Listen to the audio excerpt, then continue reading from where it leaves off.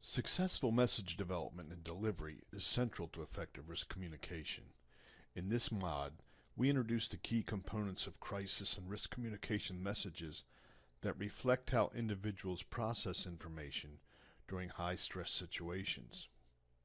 We will discuss the impact of metamessages, validating the emotional response as an effective communication strategy in high-stress situations. We will analyze messages taken from recent food safety incidents by applying principles and concepts discussed in some of our earlier modules. Using message development tools and templates, we will craft risk communication messages addressing risk issues. In this module, we cover 3 topics. First, we'll look at communicating in high-stress situations. Second, message mapping in practice. And third, we'll look at developing risk communication messages. There are 7 learner outcomes for this video.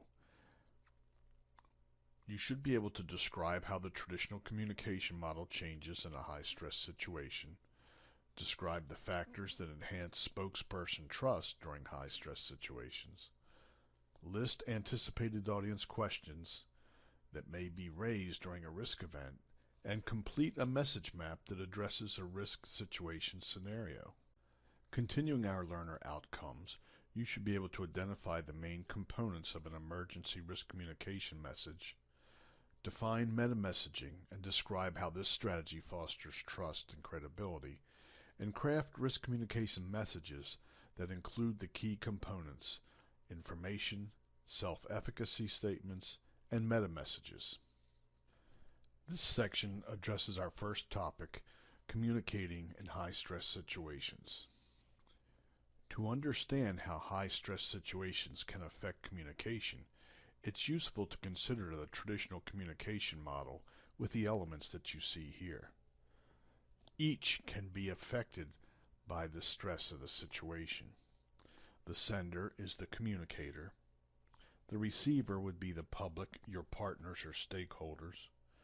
The channel is the medium used to convey the information. The message would be the content that is presented. Feedback is the receiver's response message, and noise would be barriers that may interfere with reception. They could be physical barriers or stress levels, as we're talking about here.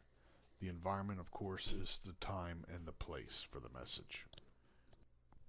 During normal low-stress situations, trust in the communicator is based on the level of competence and expertise. Think back to our risk communication strategies. Which ones would be considered low stress? Public relations would be one. Precaution advocacy would be another. Both of those quadrants represent low-stress situations. So it's interesting to ask who would be the trusted communicators to address risk issues when you are in either of these 2 situations. This is where the competence and expertise of the communicator matters the most. So that helps us understand who would be trusted in these situations and who would be less trusted. During high-stress situations, trust factors change.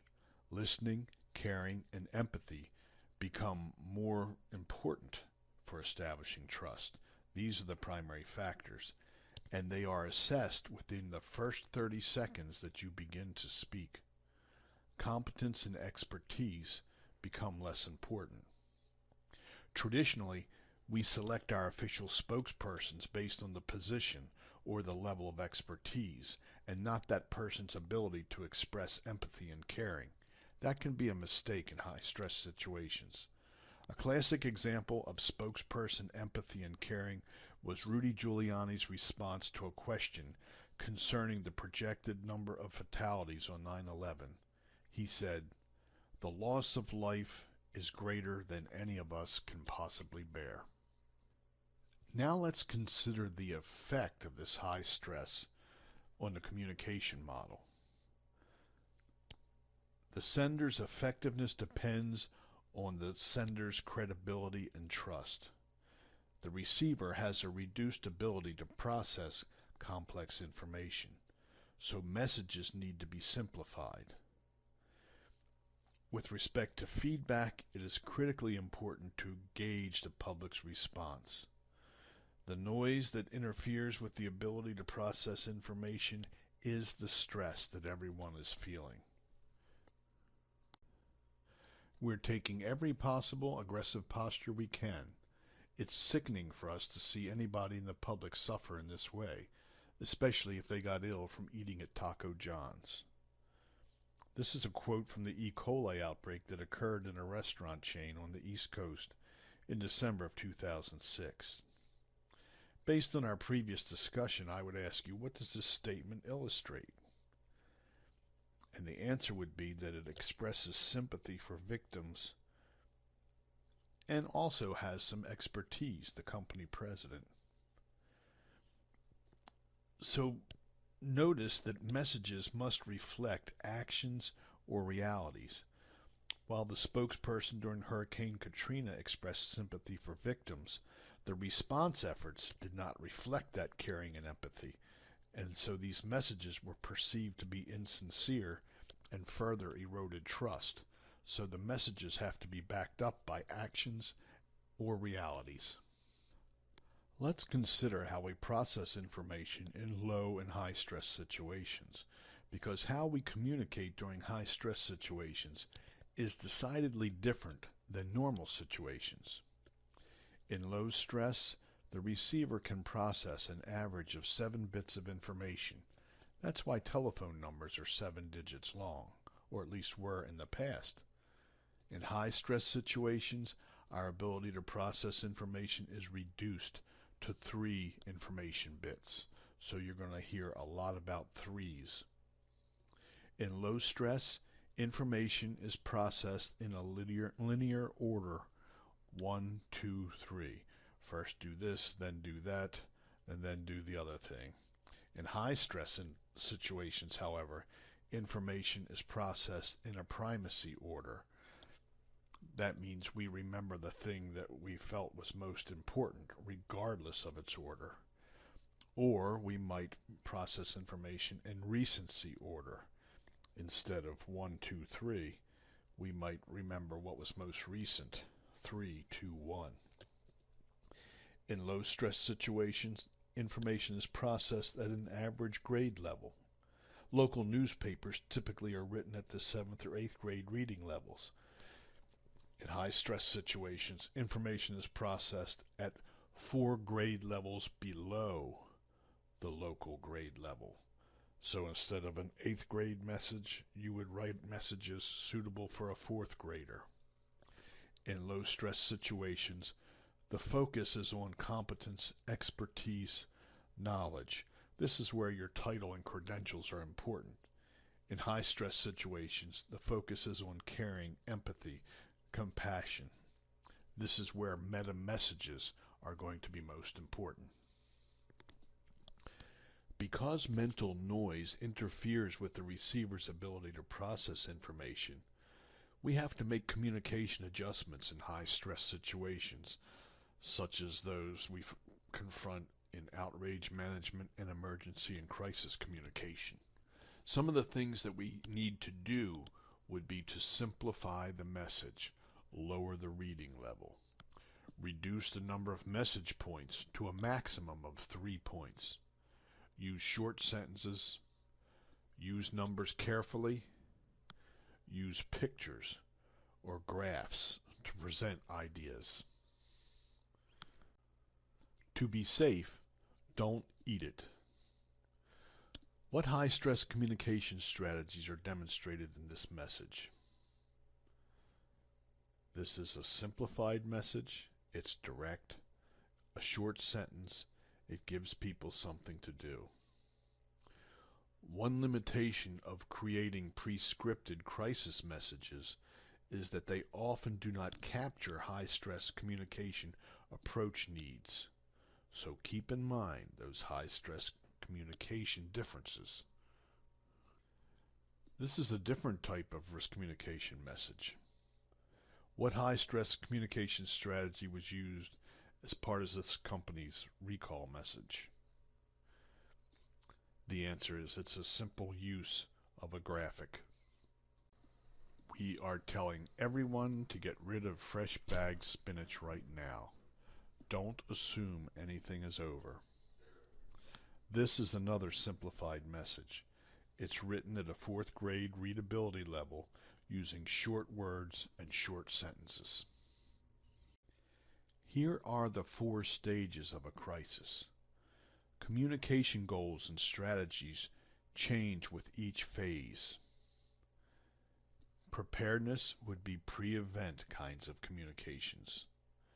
The initial response, that would include the first 48 hours of the crisis. Response maintenance is an expansion of the response in those hours after the first 48. And then you enter recovery, which is post-event. Let's consider the preparedness phase. This is the pre-crisis phase. You need to build credibility and trust with the public, stakeholders, and media. Remember, trust is slow to establish, so you can't wait until the crisis hits to begin to establish it. You want to educate and inform the public. The public can process more complicated information at this low stress level stage. Message maps are important and will be discussed in the next section of this module. Test your messages. Test them with the publics, with your partners, and with your stakeholders. A bioterrorism event may involve many unknowns. Remember that mystery or unknowns intensifies the public's fear. You cannot wait until you have all the answers to begin to communicate. So the initial response phase, those first 48 hours, are critical to risk communication. You need to be first, be right, and be credible. This is your overriding principle. So let me repeat it. Be first, be right, be credible. Acknowledge the event with empathy. This will build on the trust that you have established. Explain and inform the public concerning the risk. Tell them what you know. Tell them what you don't know. Tell them what you're doing about it. Let them know what you're doing to gather the information that you lack. Commit to continued communication with the public, your partners, and stakeholders. This is your job in the first 48 hours. Keep communication channels with the public, your stakeholders, and the media open during this time. The first 48 hours are essentially important. There will be an information void, and if you don't fill it, someone else will. And once people's beliefs are formed, it will be very difficult to change them. Preparedness planning will enable you to act quickly. The first 48 hours should be a response time, not a planning time. So you need to have your communication messages planned and in the bank. Remember the crisis communication concepts. Don't fear fear. Don't panic about panic. High hazard and high fear are communication goals. In the response maintenance phase, this is the time to expand on your response. Continue to help the public accurately understand its own risks. Empower risk-benefit decision-making. It could be from saying things like don't eat spinach to you may boil spinach and then eat it. Provide background information. This is the role of subject matter experts. Gain understanding and support for the response and recovery plans that are underway so that people can most benefit from them. Listen to audience and stakeholder feedback and correct misinformation. Use multi-directional communications at this time. The final phase is the recovery phase. This is a post-event phase. Relief, celebration, thanks for getting through the event. You want to continue to express empathy and caring for all that people have been through. This is time to instill trust and confidence in your system. Trust is based on credibility and expertise in this low stress phase. So we're back to a low stress phase of a crisis. Listen to public and stakeholders' perception of your effectiveness. Continue to use multi-directional communication. Acknowledge your shortcomings and how they'll be rectified in the future, but make sure this reflects actual policy or actions. Here are some mistakes we normally make during a crisis. We over-reassure people. Don't do that.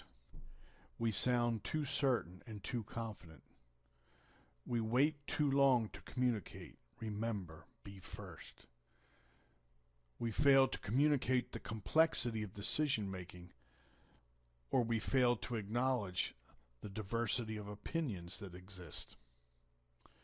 We try to appear objective by excluding emotions from our messages and meta-messages. Emotions are an important part of our messaging. We treat the public as though they are children, and we often downplay the mistakes we have made. Study this list of mistakes.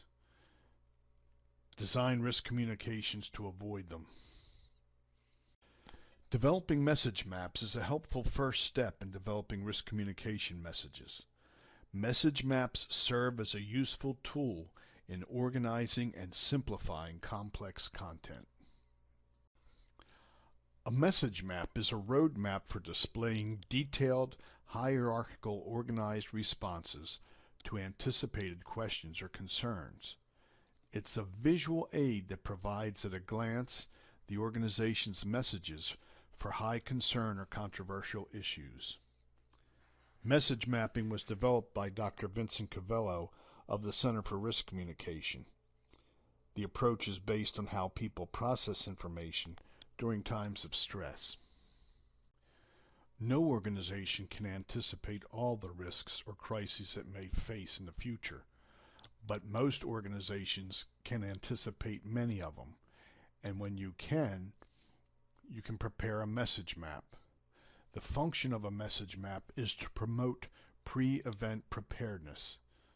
You anticipate stakeholder questions and concerns that would arise at the time of a crisis.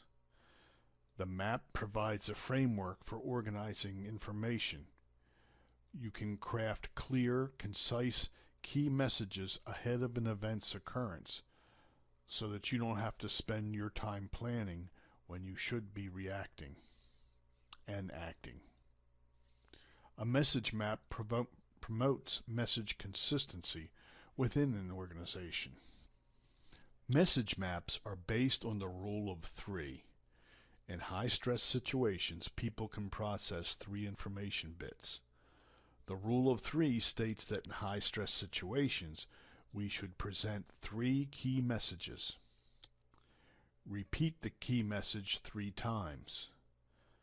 Prepare 3 supporting messages for each key message.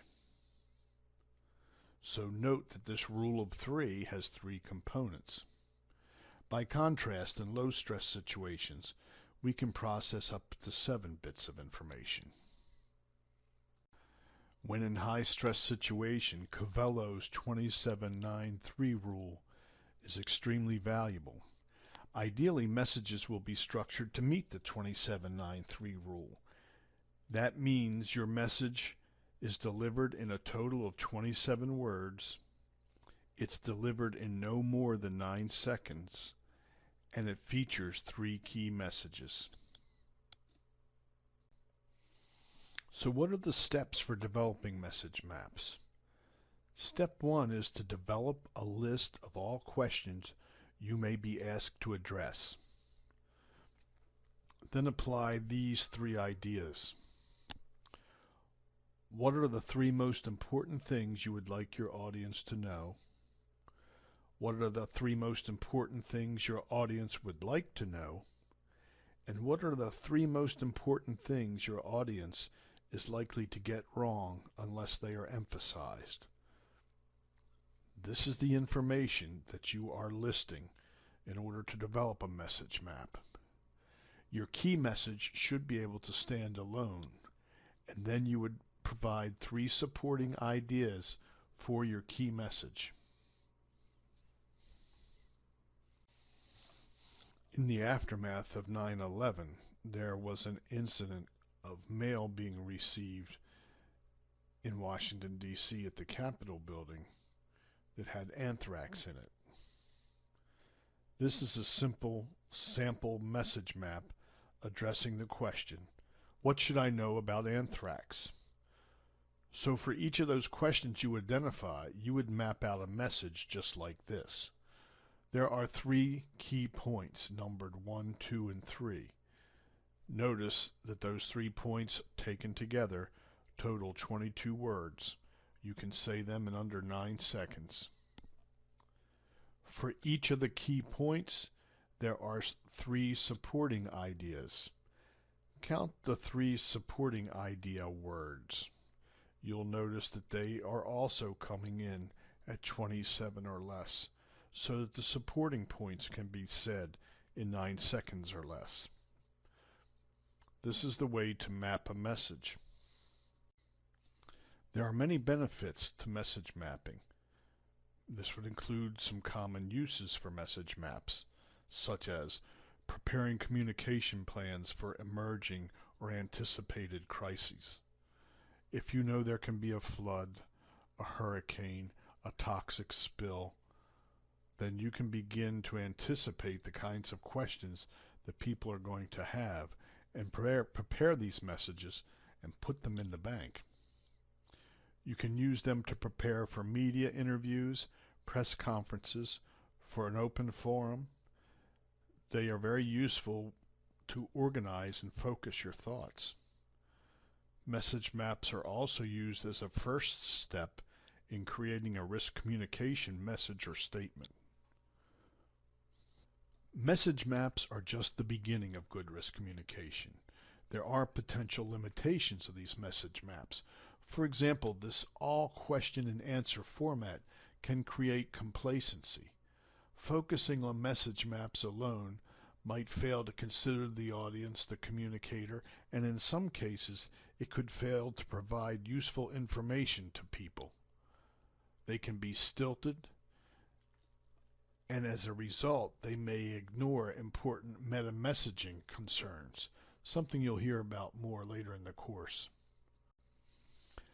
Up to this point in the video, we've presented the whys of risk communication. In this part of the video, we're going to discuss how to craft a message. You'll need to draw on what you've learned about goals and outcomes of risk communication, risk perception, meaning the combination of facts and feelings, human reactions to risk that include fear, denial, and panic, the response to terrorist goals, which would be to compromise public health, disrupt social and economic infrastructure, and communicating in high-stress situations. Let's get started. The National Center for Food Protection and Defense has developed a template that incorporates how to prepare effective risk communication messages. All these components are shaped by your audience response, expectations, and needs. This template can be used for the 4 phases of a crisis: pre-crisis preparedness, the first 48 hours, response maintenance, and the recovery phase. What you're looking at here, the communicator role and purpose, identifies the who and the why for the message development process. Here are some examples of risk communication purposes and the communicator roles that attend them. To assist in executing a response plan. The communicator roles would include government official, emergency responder, and public health spokesperson. To provide background, technical, and educational information, subject matter experts, an industry spokesperson, extension educators, university scientists, consultants, or experts of another type. To support recovery and leading to the return to normalcy, You might include industry spokespeople, government officials, or consultants. So take a look at this. Imagine what the purposes would look like for your information. Imagine what the communicator roles would be. After the why and the who, we turn to preparedness strategies. This would include trust building. And remember, trust is slow to acquire. So identify any trust building strategies that you might have. Relationship building. Do you know and understand your audience? And do they know you? Partnerships with the public. Is your public, the audience, an active participant in the preparedness and response activities? Next, you will want to identify key audiences and audience characteristics.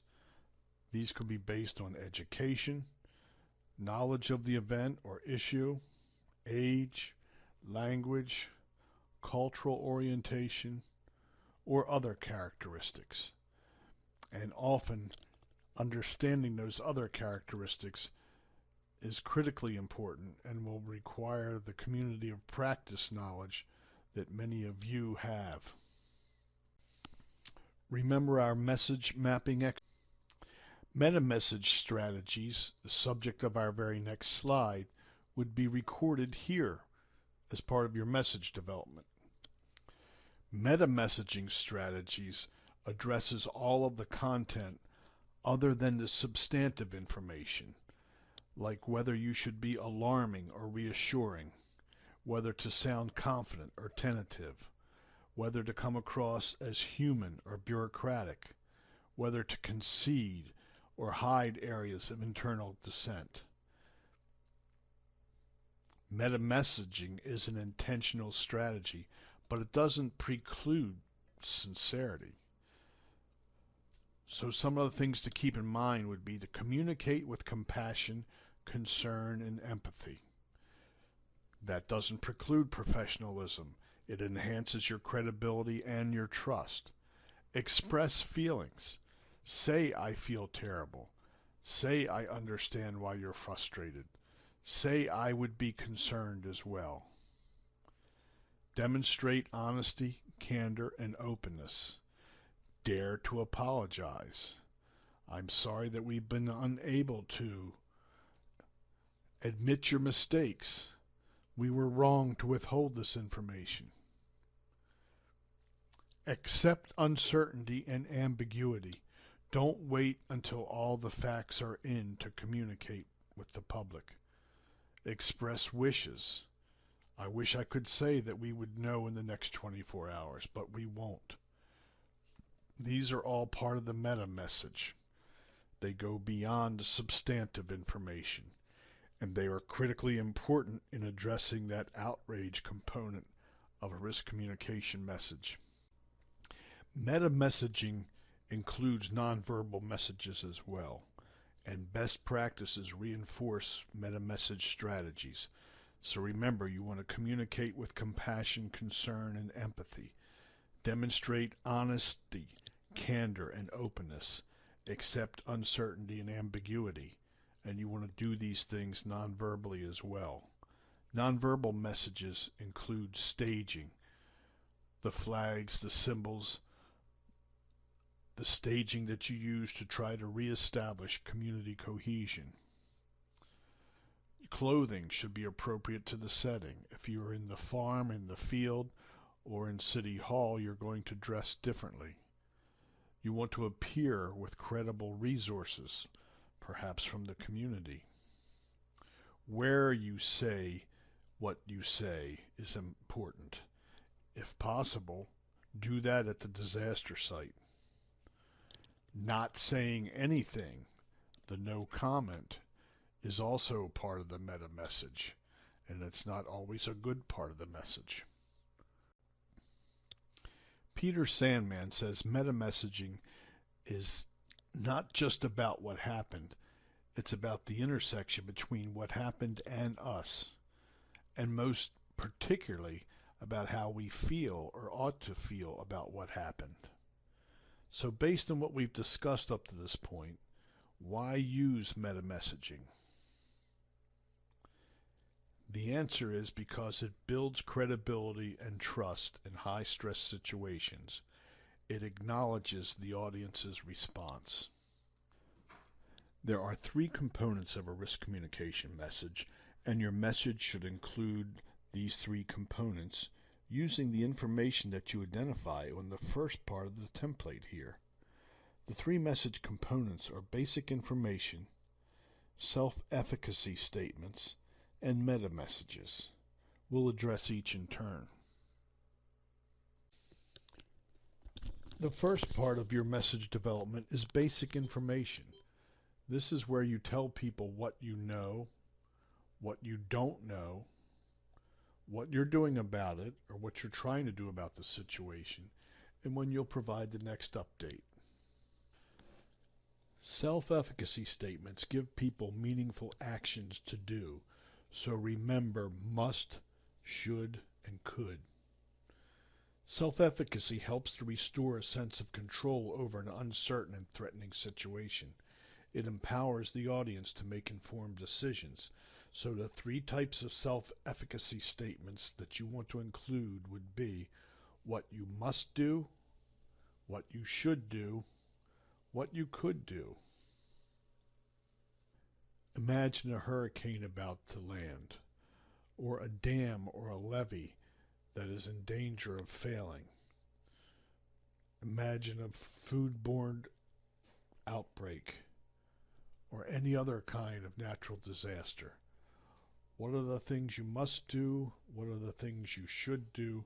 What are the things you could do? This is the self-efficacy part of your message development. The meta message is about how you say it.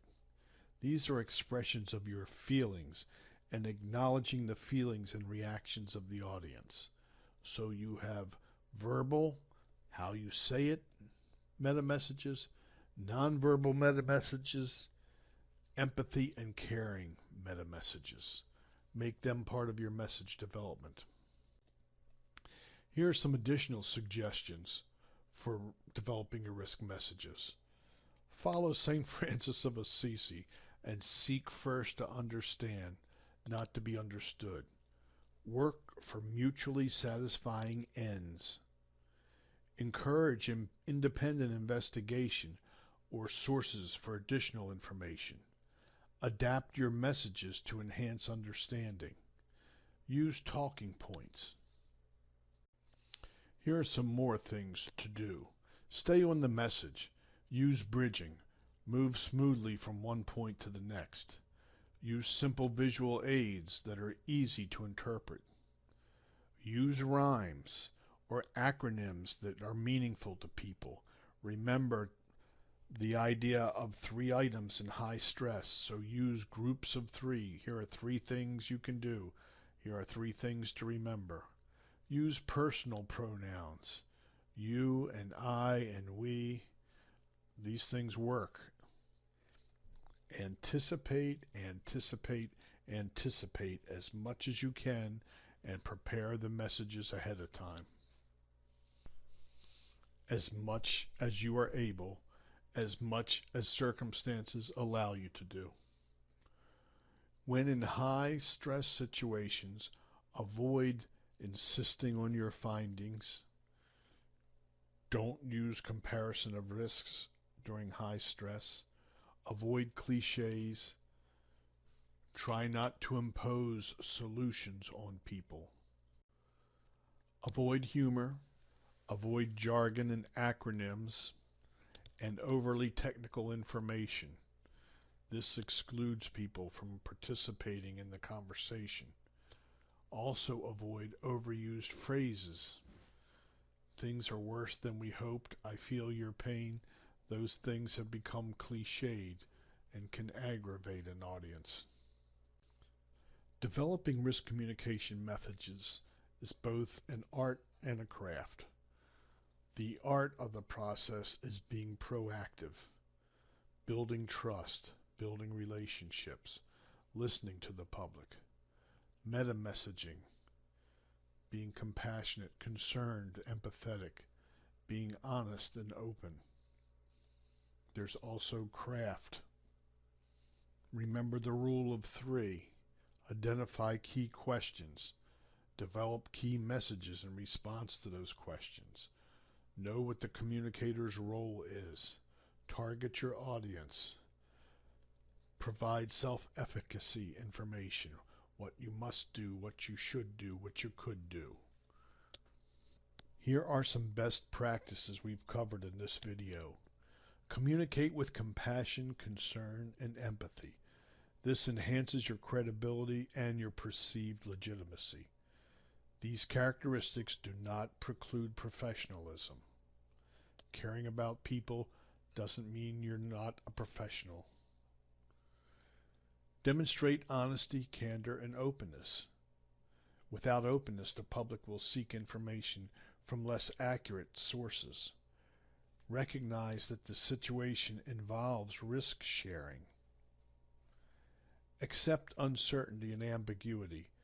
Acknowledge inherent uncertainty of the crisis and the risk that you're dealing with. Assure that accurate and reliable information will be shared as soon as it is available. Provide messages that foster self-efficacy. Give people meaningful actions to do. This helps to restore a sense of control over an uncertain and threatening situation. Present this information as things you must do, things you should do, things you could do.